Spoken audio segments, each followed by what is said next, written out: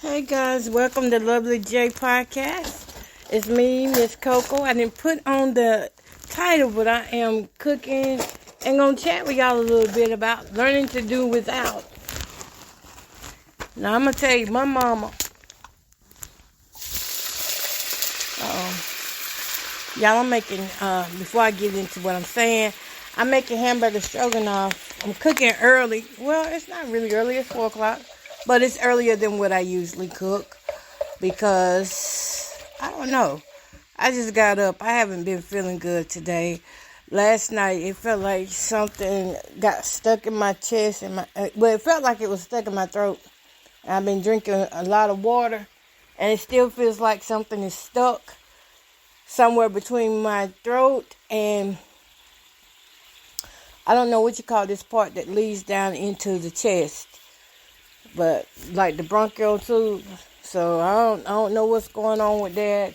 It feels like indigestion, and then it feels like I ate something bad.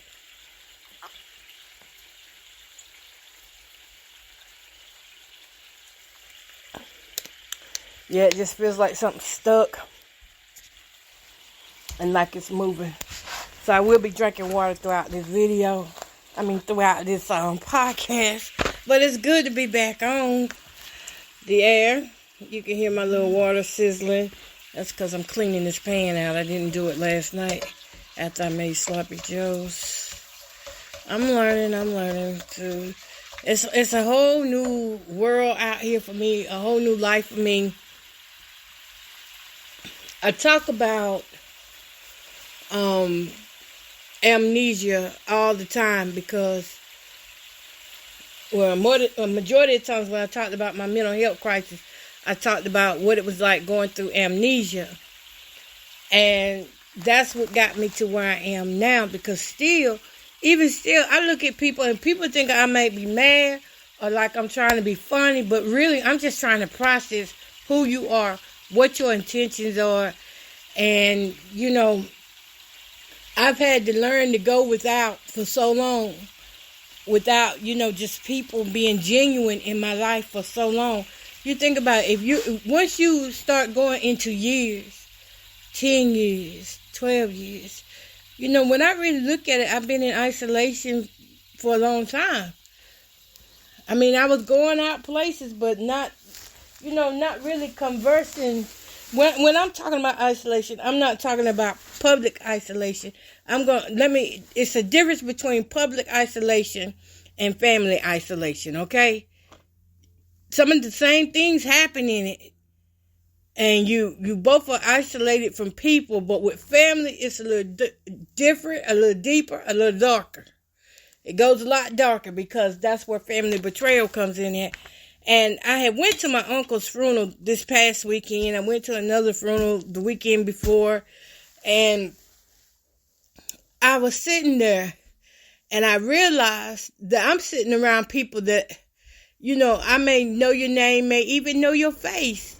Ooh, I hate that came on. Sorry, y'all. That's the air. It's going to be loud. I may even know your name. I may even know your face. But because I have not really, and a lot of people can attest to this, because if you're used to using social media, then you know that you haven't been around your family either like that. So when you get around them in person, we could talk all day long through the internet, but when you get with them around in person, it's different. It's like being in unfamiliar territories. We really don't know who each other is. And I know how to carry a conversation well. I remember when there was times when I had the amnesia that I didn't even let people know that I didn't know who they was. I just went along with the program. You smile, I smile. You happy to see me, I'm happy to see you too. So that's how that thing went. But yeah, at my uncle's funeral, I didn't feel out of place. But I didn't feel disconnected. I just felt like I had been in isolation for so long that now I'm around people and it's like, Lord forgive me for saying this if I'm wrong. It's like, why are people acting? I mean, it was like, forget about the funeral, let's act. So it takes a little while to get used to being around people again, okay? But that's not what I'm here to talk about. I'm here to talk about learning to do without, because that's what I did. All these years that I've been going through my mental health battles, I learned to do without, being around family. And that's why it was challenging to be around family when it was time to be around family. Anybody else going through that? It's just different because we don't come together till something happens. I still got something feel like it's lodged in my throat and it just hurts. Ugh. Even while I'm trying to talk. But yeah, we don't even come together like that until something happens. And we do speak on social media, but the social media speak is I don't get to see your emotions. I don't get to see your expressions. Even when you do video chats, it's not the same as really being right there with the person. I mean, because you can pull anything off while you're not beside them. But can you stand beside them and really show your love and care? So that was one of the things I was like, it was just different for me, but I did push myself to go on because I did think highly well of my uncle who passed away. He fed me many days in his house, many days that, I could have been without, but him and his wife, they said, hey, let's give Miss Cammy a break, and they took me to their house, and that's why I first learned about reading the newspaper and how important the newspaper was to older people. But also learned that the newspapers back then had a lot of information in it. It would take you from being happy to sad to telling you about who all died. And then it would take you to how to do this, how to do that. All these recipes. And so the newspaper gives you mixed feelings. But my uncle, what he would do, he loved reading those funnies. And he always collected those funnies. I think he must have read them over and over. I know when I was there, he was always reading the funnies in the newspaper. Yeah, I sat down here and did not get the food. Hold up.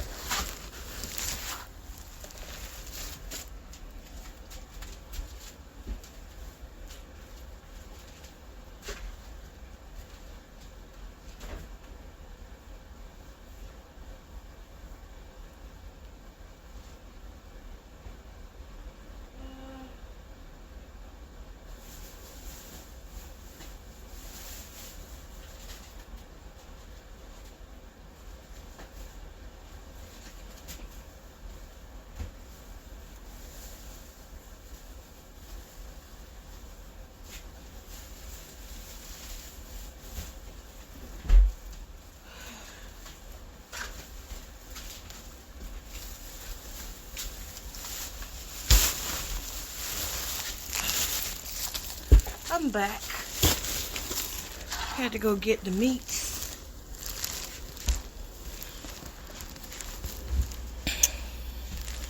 I can say, for me, I learned how to do without people. Close relationships. I've always been kind of distant in my own way.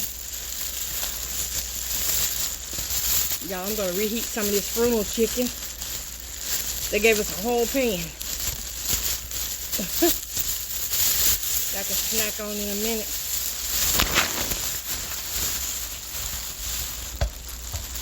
Ooh.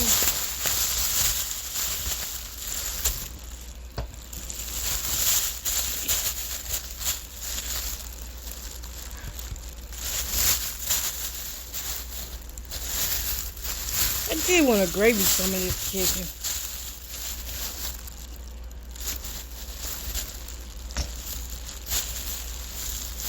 Maybe my little grandbaby to stop by.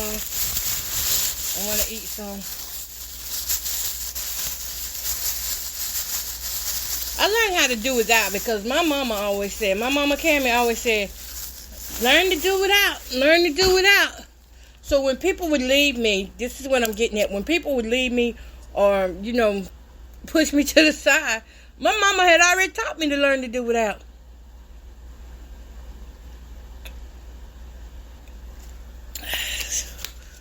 Ooh, I'm trying to drink to push whatever this is down.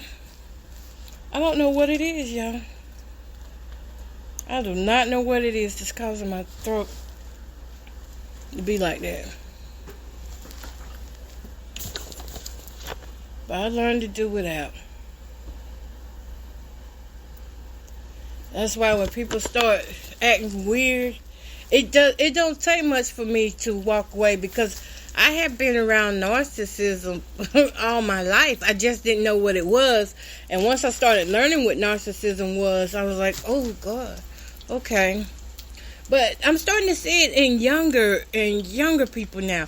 It's not just the older people, but because the older people were so good at teaching the younger generation how to be just like them, they're going to regret that. A lot of these older people are going to regret that they taught their children to be selfish and not to have empathy for others. They're going to regret it because what you teach a child, even though you may be telling them to do it to other people, you got to realize, don't teach them to do anything to anybody that you don't want done to you. Because what you teach them, yeah, they will come back and do to you.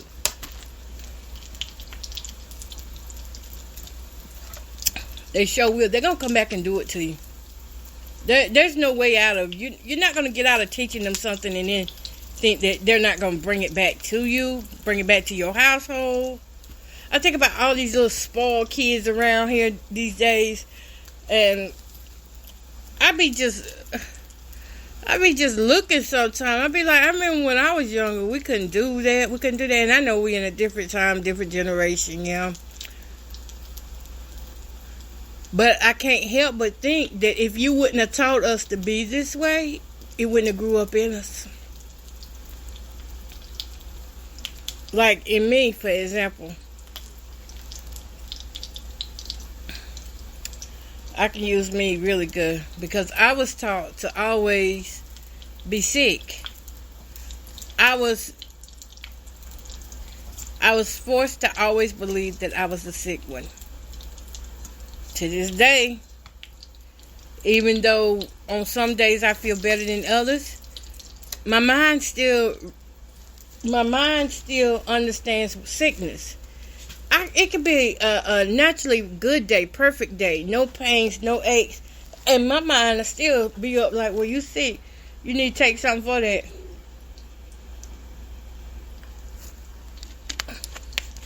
Because that's how I was taught to believe. That's what I was taught to believe about myself, was that I was a sick girl. Or as they would say it, sickly. That I was very sickly. And now that I'm older, in my 40s, upper 40s, I feel like I did miss out a lot on life because I spent a lot of times just reminiscing over sicknesses that didn't exist. And now when I'm here with the real sickness, it's like now I'm pushing the clock to try to do all the things that I wanted to do, just live. Now that I know better, and now that I know, that's an illness in itself. People who always see that others are sick, that's an illness. Munchausen by proxy. Those people are ill that see that. They crave attention, but they do it in a way that the way that they crave attention is through making the children sick. And once you've been through that, you don't forget what it's like. But yeah, my good days, I learned how to do without. I'm in a season now where I passed the season. I'm going to say I surpassed that season of learning to do without, because I went these last 5 years, it's like So much has changed in my life. Nothing looks the same. Nothing feels the same. Who I was back then, I can't be now. And I can't help but go back to how bad that situationship really took a lot out of me. And women, if you're in a situationship, I'm going to tell you, you don't want to stay like that. That thing took so much out of me. It took life from me. I didn't, this is the thing about it too. I didn't even feel like it was the end of the world. I knew there were other fishes in the sea. I knew there was other men out there. But still, it was in my mind. It was already programmed in my mind. And to leave that program that was already taught in my mind, it took all of me to fight that. All of me. Because this thing, you got to understand, when narcissists come at you, they come at you with a routine. They used to that routine. So they know what to do to get you into the routine for them to abuse you. And that's how they get their light, and that's how they get their fruit, is by abusing you. That's what keeps them going. So don't think that the pity card is going to work with anything that you're going through. And even if you wasn't dealing with a narcissist, the pity card does not work. You have to pick yourself up and do what you can. I was talking the other day that I felt like it seems like sometimes I go into these freeze modes. I'll just freeze and stay in my own corner. It's not until I feel safe enough to come out. It's till I want to come out. I then got so used to it. It's just like when I want to come out. Do I need to come out? Is it necessary for me to be out and about in everybody's business? It's not necessary for me to be out.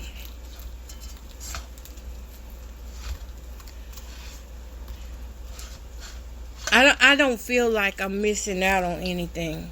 I don't know if that's good or bad, but I don't feel like I'm missing out on anything. I do feel that ministry has slowed down a lot.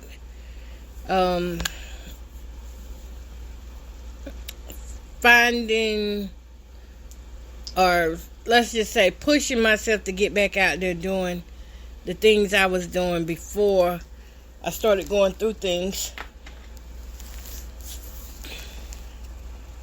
That's a challenge. You know what? I do want to make a little bit of gravy. I'm going to do it. I think I can do it, y'all. I think I can make this little bit of gravy to go with this chicken. Let's see here. Ministry-wise, I don't feel like I've neglected anything. What I know is that whatever God wants me to do is just not, right now it's just like sit, study. I'm still studying the word. I'm still praying. I'm still praying for others. I'm still attending church, to God be the glory. Because you know, when you start going through things, you could easily just say, well, you know what? I ain't doing this no more. But that's not me. That's not my story. Let's see. That is not my story. No, I'm not going to do the gravy. I don't feel like it.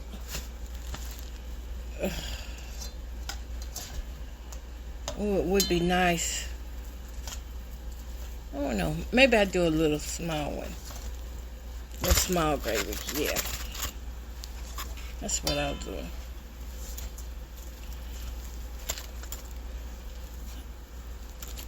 My business, I don't know which direction I want to go into right now. It's hard to say.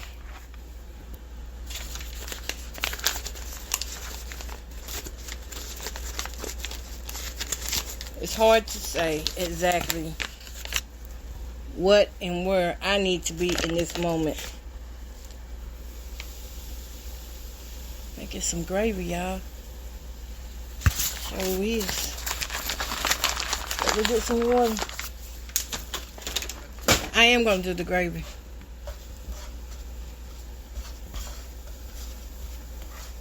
Yeah, it's hard to say. I don't know. I'm just waiting for the go from God.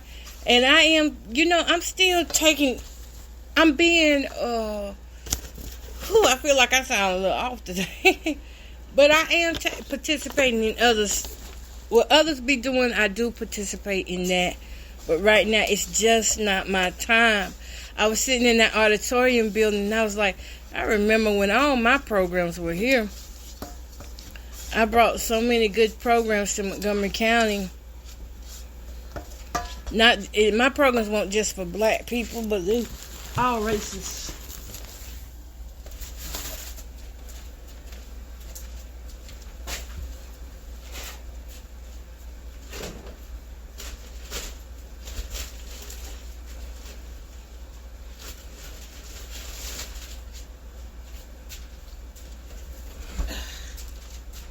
Had to get something.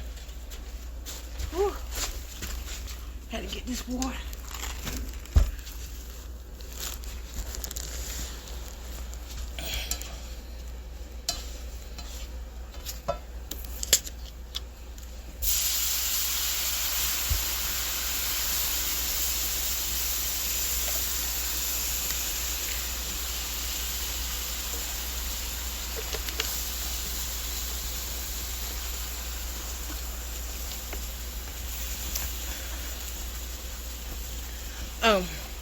I'm back. I wasn't gone, y'all. I was concentrating on this gravy. Getting this gravy right. My programs were for people all over. Even in those programs, I had to learn to do without. I sacrificed a lot having those programs. And I do mean a lot. I mean, like,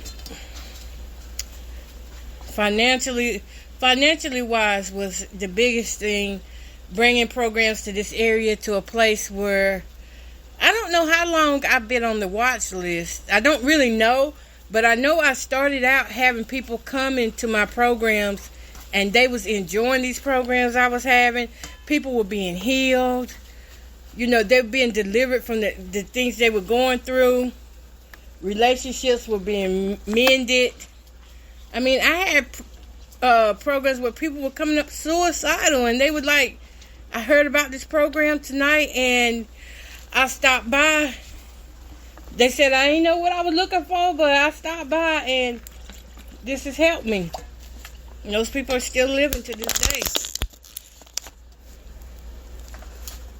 It was people with cancer being healed, and I'm not talking about the fake stuff that you see on TV. I'm talking about people were really being healed.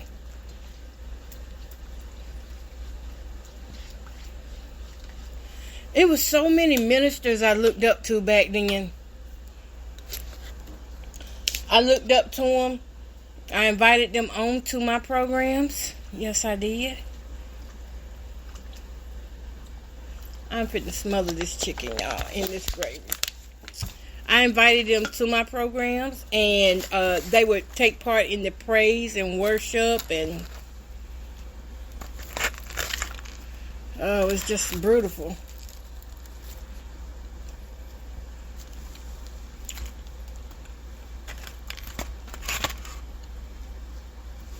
Yep.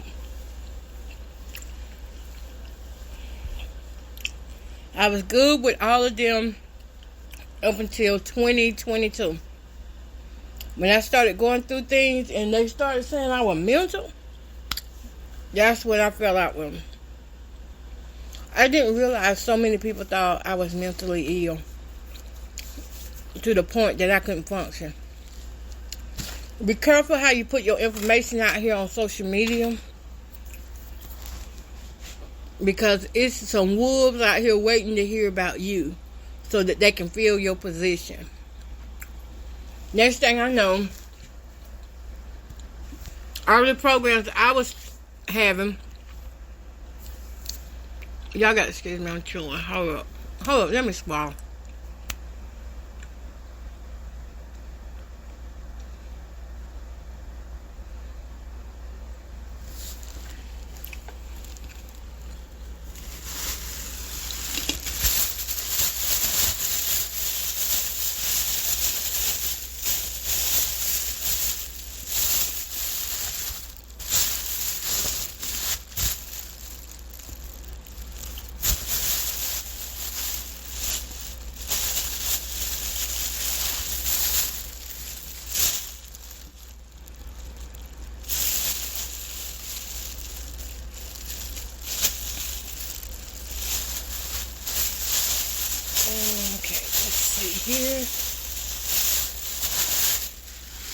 Okay, here I go.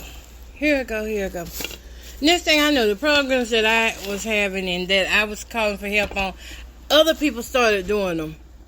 And there's nothing wrong with that, except for a lot of my ideas got taken. And then that's when the trash started getting through on my name. I don't want to be in entertainment, okay? I don't want to just be another radio station or talk show that's entertaining. I want ministry. That's what I want. I want to be ministry. There was times when I used to, when I first started out, when I used to want the rewards and all that and accolades and the titles. Nah, I want ministry. I see the pain and the darkness and the destruction that's out there. I don't want to be known as a form of entertainment. I want to be known as a ministry. And when you start flipping that side, you got to understand you have to learn how to do without. Because once you come off and under mainstream, I'm going somewhere with all this, so I hope y'all are understanding. Once you come from mainstream and you tell people no, oh man, you get labeled difficult to work with. People don't want to work with you anymore. People start pulling out from you, or they start sending you bad work. I had artists sending me, it was so much stuff jacked up these last couple of years. At one point, they stopped sending music, period. I wasn't getting anything in. And even right now, I'm only getting like small amounts of artists coming in. I'm not getting any big artists coming in. They're big artists, but it's small amounts. So I guess, it's still good, but I could always use more artists.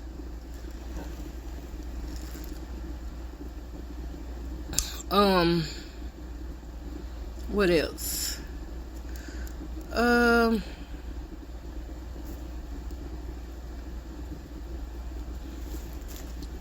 Once you pull from mainstream is going to pull from you. If mama had not taught me how to live without, I think that would have been my breaking point. To realize that I had made so many fake friends. Because you got to understand, once mainstream pulls from you, so does the whole community. The whole community goes with it. If you're not part of the entertainment community as they want you to be, all that goes with them.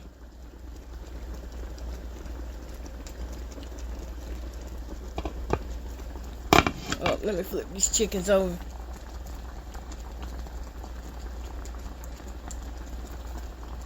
Ooh, this gravy looks good.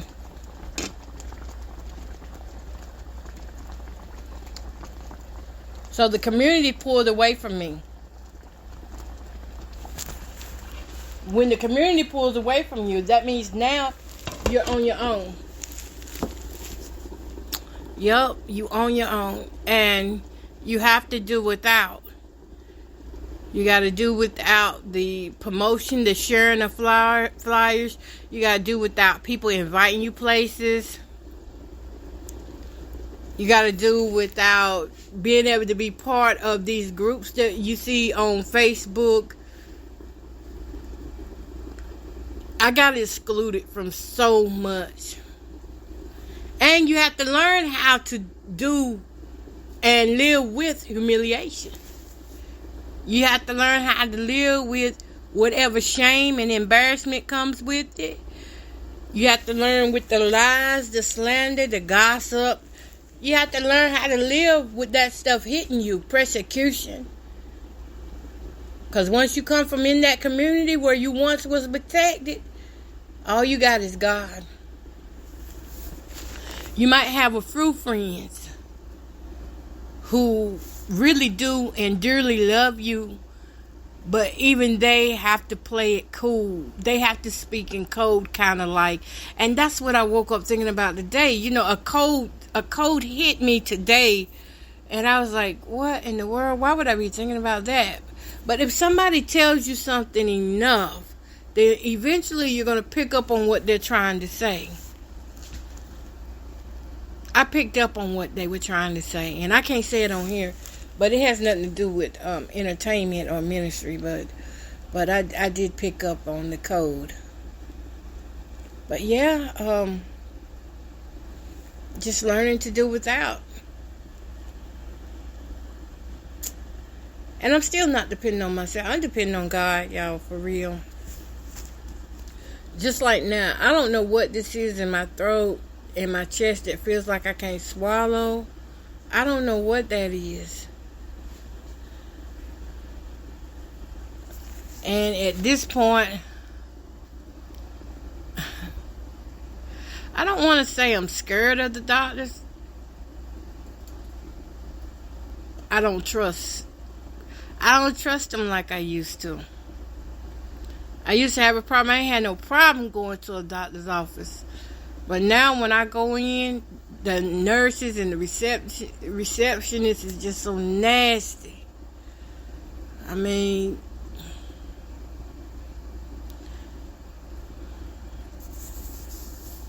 and I probably do need to see somebody about it because it do feel bad.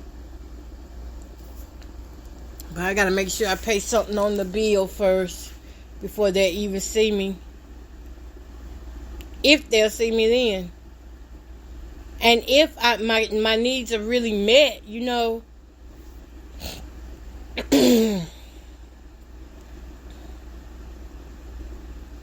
don't even want to get told that I got to go to another specialist. You know, simple things I can go in with something simple now, and next thing you know, it's like, okay, we got to get you to a specialist. We got to get you to a specialist. I'm like, what?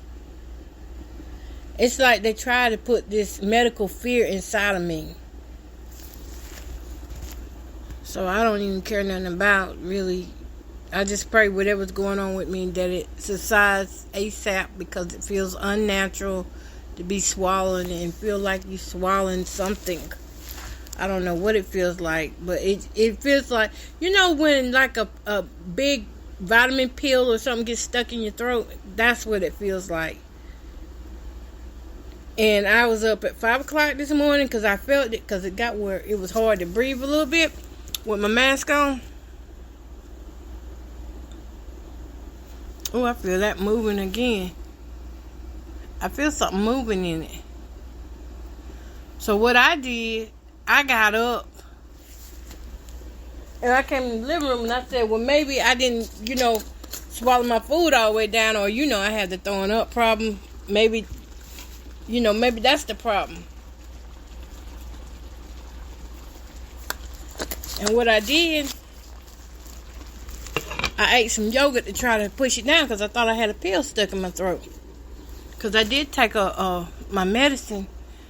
And usually I take a full bottle of water. But this bottle of water, I drank that bottle of water and I don't know. It might have been something in the water. I don't know. But I drank that water and it didn't taste like regular bottled water. It was like a sulfur smell. But I didn't really smell it, and it didn't really hit me like that till after I drunk it. And it wasn't open until I opened it. But, we don't know. But it doesn't feel good. Yeah. But if you can learn to do without those things that everybody else wants, you're going to be okay. If you can't learn to do without people and their wants and needs and desires of yours and theirs, you're going to be in trouble. This new world that we're in now, where the economy is bad, the politicians are mad and selfish. The politicians are looking out for them. They're not looking out for people like me, you. They're looking out for themselves. They're making names for themselves. They're making history for themselves. They don't care anything about who is suffering. They're all in one.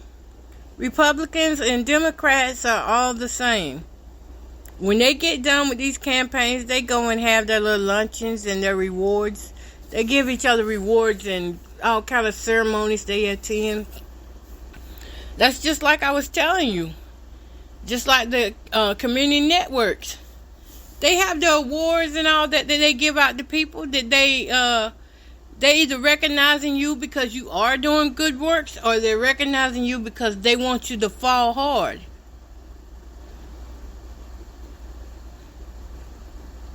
When they want you to fall hard, they put you up on a pedestal and then they yank it from underneath you. That's why you can't allow yourself to get so conditioned by this world and following these patterns that you forget who you really are. Let me take some more water.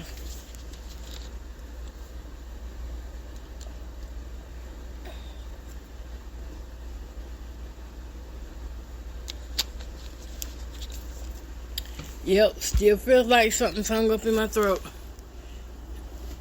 Makes me feel like I want to just take my finger and push it on down, whatever it is. I don't know. I'm breathing okay, so let's just pray that it just moves on out. But yeah, there are awards for all of these different types of shows out here. Anything that you can see that's out here, even down to the grocery stores like Walmart, Food Lion. You know, they have award ceremonies. They have annual meetings and conferences. Even though they're in competition with each other, it's one time a year that they all come together and to network and to highlight each other. So be careful how you think you talking to somebody and you don't realize that that person is connected even though they are a competitor. That's how it is now in the churches too.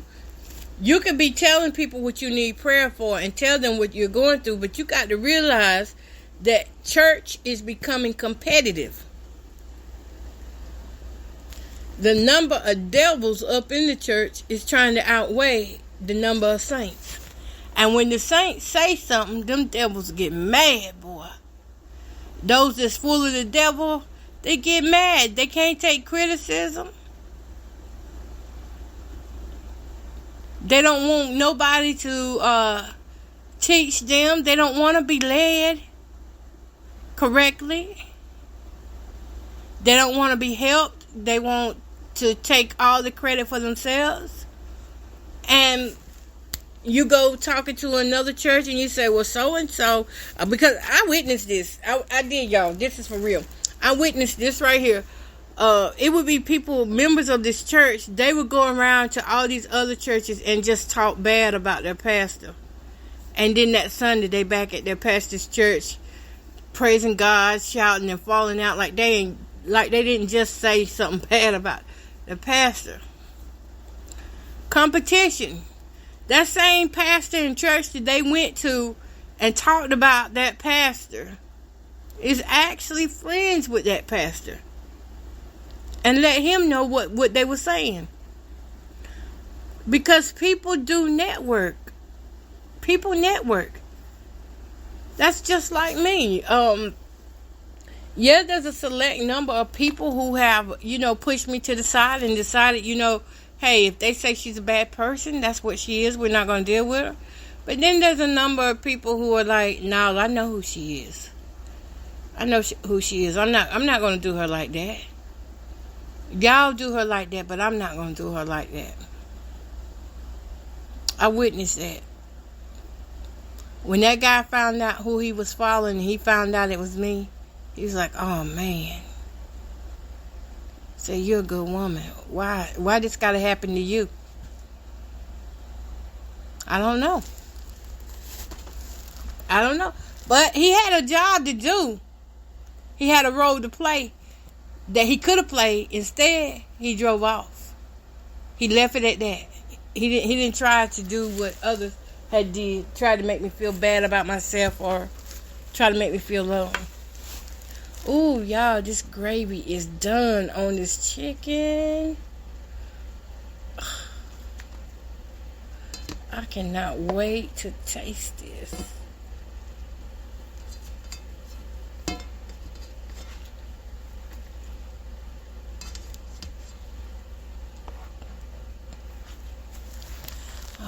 if I'm gonna be able to eat much of it. Cause this thing in my throat, whatever that is, I don't know, y'all. If y'all have any ideas what this could be in my throat, let me know in the chat, please. Alright, y'all, I'm finna get off because I'm done cooking. I'm gonna try to eat a little bit of it. Hopefully it, hopefully everything works out. Now I know I might have been all over the place today with my topic, learn to do without, but I feel like you get the picture.